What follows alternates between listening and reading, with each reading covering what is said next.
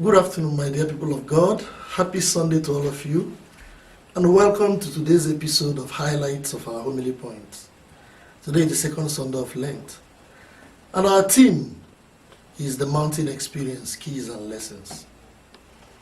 The mountain is a place of encounter. The Bible is replete with a lot of instances where God encountered his people on the mountain. And when God encounters us, it is always for our own good. Our encounter with God is always an experience of his glory, of his goodness, of his nourishment, of his blessings. God encountered Abraham on the mountain, Genesis chapter 12, verse 8. Isaac was to be sacrificed on the mountain in Genesis chapter 22. In Exodus chapter 3, God encountered Moses on the mountain. Exodus chapter 19, the book of the law was given to Moses on the mountain. Exodus 31, Moses stayed on the mountain for quite a while before God, when the book of the law that was eventually to be kept in the tabernacle was also given to him, in the Ark of the Covenant. Moses also was shown the promised land on the mountain in Deuteronomy chapter 34, and eventually he was also buried on the mountain. So we see through it, all through the scriptures, on the mountain. You come to the prophets, you see somebody like Isaiah also prophesying about the mountain. Isaiah chapter 25. On this great mountain, the Lord has prepared for his people a festival of great tidings, where the mourning veil and the covering veil shall be torn apart. We see also Elijah on the mountain, going to the mountain to encounter God in 1 Kings chapter 19. There he encountered God in the gentle breeze. In 2 Kings chapter 6 verse 17, we see also Elisha on the mountain, when he asked God to open the eyes of his servant, so that there was the vision of the chariots, the gallant brigade of God's army around him. That happened on the mountain. In the book of the Psalms, Psalm 121, we also saw, or we hear, our help is in the name of the Lord, who makes heaven and earth. Where shall my help come from? My help shall come from the mountain. In Psalm 125, we are told that God's strength is like Mount Zion. Those who hope in God are like Mount Zion. They cannot be shaken. And so on and so forth. If we come to the New Testament, we see that almost all the major mysteries of God's encounter all happened on the mountain. The feeding of the 5,000 in John chapter 6, the Sermon on the Mountain in Matthew chapter 5 and Matthew chapter 6, this great teaching happened on the mountain. We also see that even the transgression of today happened on the mountain. The Gethsemane experience, the Mount of Olives, in Mark chapter 14. We also see the Calvary experience, where God eventually broke the chains and saved us, also happening on the mountain in Luke chapter 23. Even the ascension happened on the mountain in Matthew chapter 28 from verse 16. And we see also the prophecy of the final festival, where all the firstborn sons will gather before God in Hebrews chapter 12 verse 24 on the holy mountain of God.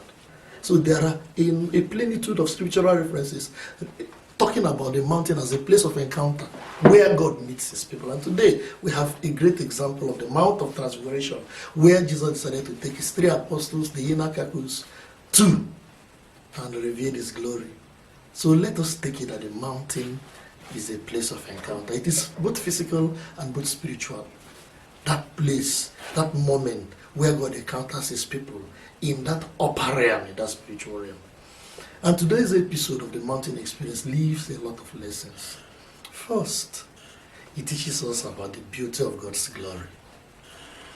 God showed them his glory, and from that scriptural pericle, we saw how captivating, how overwhelming that glory was, that Peter even forgot those on the ground level. It is a glory that once you behold it, you will not find any other alternative that will be like it.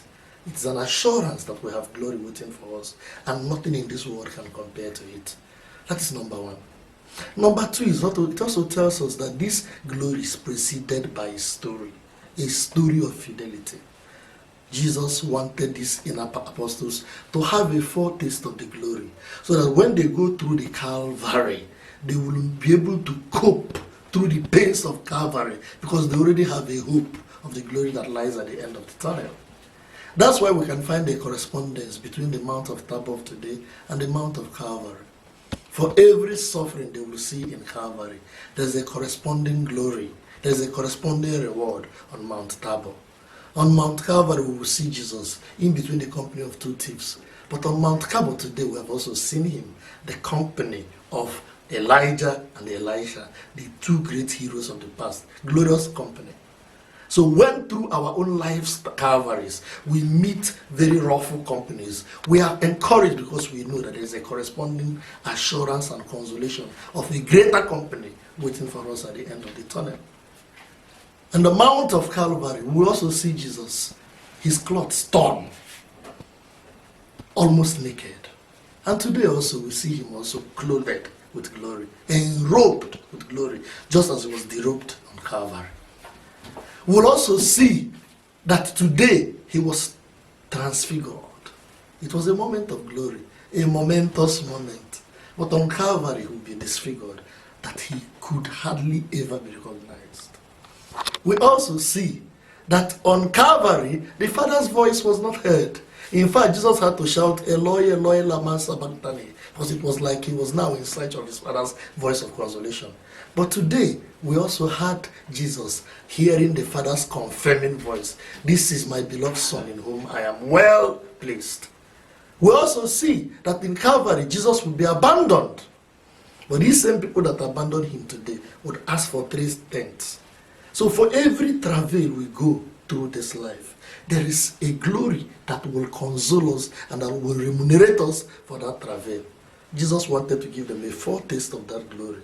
So that, for example, the Peter that would not want Jesus to go through the cross, the James and the John that were looking for prided positions at his right hand and his left hand in his kingdom will understand that before the glory there is the story.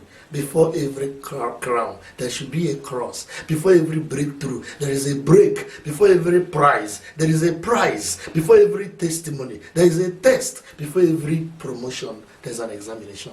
That is the second lesson of today. The third lesson of today is that prayer is also like a mountain experience. We see in the episode of the transformation of God everything that also happens in prayer.